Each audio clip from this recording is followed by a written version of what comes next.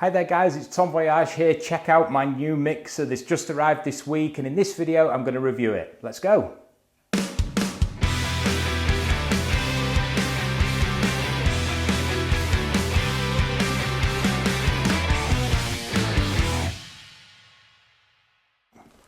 Wow. So the first thing to say is this is very heavy, which hopefully is a sign of good quality.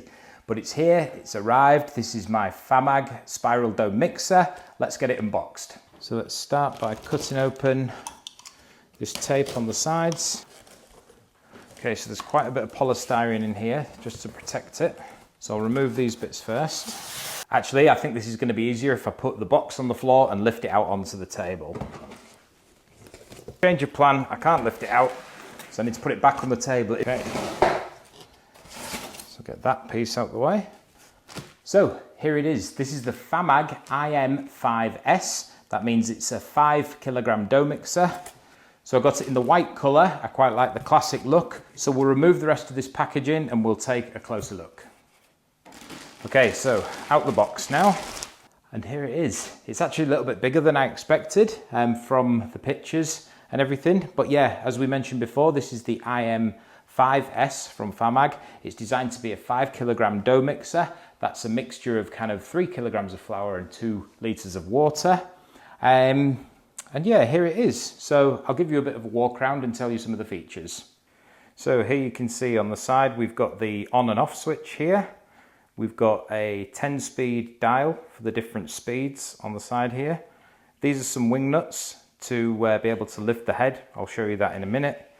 And then we've got the Made in Italy logo on the side, because these are fully made in Italy, so shows the quality. This is a little cover to help protect your fingers, and the unit stops when that's up. And then we've got some bits and pieces in here as well. That looks like a nice apron with the Famag logo on there. Instruction booklet tells you all about it. And you can see the bowl here. Now the thing with these spiral dough mixers is you can see there's a dough hook there that spins, but the bowl also moves as well. Now the reason why I wanted to go for this mixer was not only because of the build quality and the reliability, but because of this tilting head. Now if I was to undo these wing nuts, there's one on each side. You can see now we've undone those, that the whole top lifts up. Now this is good for two reasons. It means it's going to be easier to clean, get all the sticky dough off here and everything, but also because the bowl removes as well. Like that. And then the bowl just lifts away. Now obviously this is going to be handy if you've got some dough, you want to prove it in the fridge, you can just put some plastic wrap over the top of this, or if you need to take it over for cleaning or anything like that, it's much easier with the bowl that removes. So that just locks back in place on there, and it's nice and secure. Also, you'll see under here that there's a piston which keeps this top part open. So when you're ready to go, you simply put the top down, tighten up the nuts on both sides, and you're ready to go. Now, as we mentioned before, these are very good build quality, made in Italy. That's all the parts as well. No parts come from China or anywhere like that. It's all fully put together in Italy. It weighs 23 kilograms, so it is quite a heavy mixer. So there's 10 different speeds on the side. That's good for obviously starting out. You want a slow mix, so you probably have it on 1 or 2. Halfway through the mix, you can take it up to your 4, 5, and 6. And then to finish off, you can go all the way up to 10 for that fast final mix. So next I wanted to mention about the colour. Now I've seen these can come in a few different colours. There's a black one, a grey one. I've seen a red one out there as well, and a yellow one. The reason I went for the white one is for two reasons really. First of all, I quite like the classic look. It looks like the traditional dough mixes you saw of the 60s and 70s. But also, we're going to be using a lot of flour with this. Now the black one I also thought looked really cool, but my concerns there was that it might show up all the flour, or it might get like flour fingerprint marks all over it over time as well. So yeah, I thought the white one was the best one.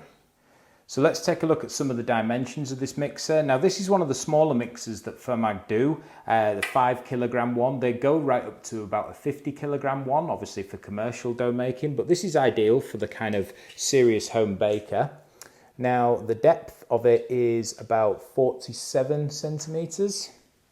The height of it is about 39.5 centimeters. And then the width, including the bowl, is 26 centimeters. So I purchased this mixer off a company called Casa Pizza Ovens. Really great service. A special thanks to David as well for dropping this off for me. They also gave me a little bit of discount, so I said I'd mention them in this channel if you wanted to check one of these out for yourself. So I paid $1,200 for this mixer, and for that I think I'm getting a really good mixer, and hopefully it's going to last many years to come. Now, a few people might be considering either a Famag mixer or a Sunmix. Those tend to be the two mixers that are the popular ones for spiral dough mixers for pizza dough and bread making. Now, you may be wondering why I went for this option rather than the Sunmix, and there was a few reasons for that. The first reason was the price. For something this size from Sunmix, it was going to cost at least £1,600, so about £400 more expensive. And that was just for the basic Sunmix model as well. You don't get any of the fancy features like the removable bowl or the tilting head.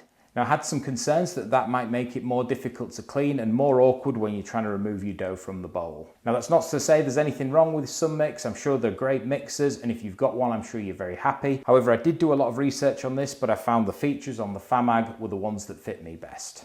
Now, finally, there is a few different versions of this mixer, so I thought I'd explain to you the differences just in case you found it a little bit confusing like I did when I first started researching these mixers. So the IM-5S, you can get just an IM-5 without the S. The S means that it's got the tilting head and the removable bowl. There's also an IM-5S HH. Now, the HH stands for high hydration. So it's got a faster gearbox for those higher hydration doughs, like focaccia, for example. It's also got a reverse gear, which spins the bowl and the mixer in the other direction. If you have got those really wet, sticky doughs and they start to ride up the middle of the mixer here, that's what you would use that for. So before we turn it on and show you it working, I wanted to mention that it does come with a European style plug-on, as you can see here. But the guys who delivered it also supplied me with the converter plug so that it'll work on a 240 volt UK socket. So it's very simple to use. Obviously, you just press this button to start. There's a bit of a delay as it starts, just warming up, and you can see this is on the slowest speed setting here. So if I turn it all the way up to speed 10, it might be a bit loud, but you can now see that's the fastest setting that's available on this mixer.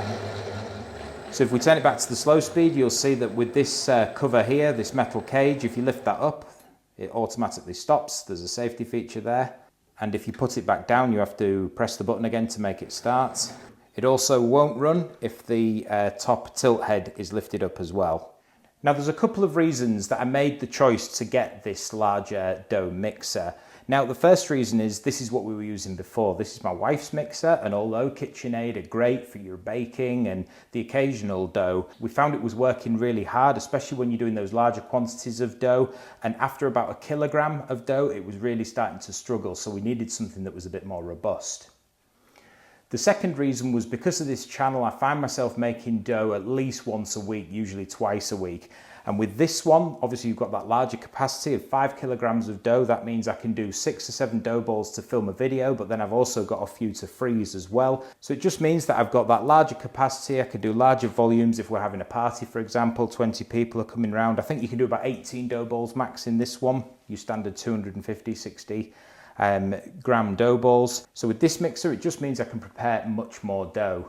The final reason is the method. The way that these work, where it twists the dough, it's got the breaker bar in the middle and the rotating bowl, is the closest you're going to get to a natural kneading process. Some of the doughs that I've seen on other YouTube videos that have come out of these mixers has been next level, and a few people that I've spoke to have said they really noticed an improvement in their dough quality when using one of these mixers.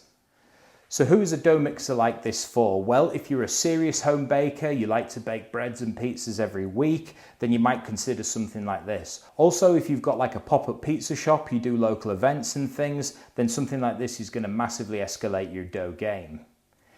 If, however, you're a pizza business, you're making 50, 60 to 100 dough balls, you probably want to go with something larger. They also do an 8 kilogram, a 10 kilogram, a 20 kilogram and a 50 kilogram dough mixer that you can check out. I'll also put those in the links below as well if you wanted more information.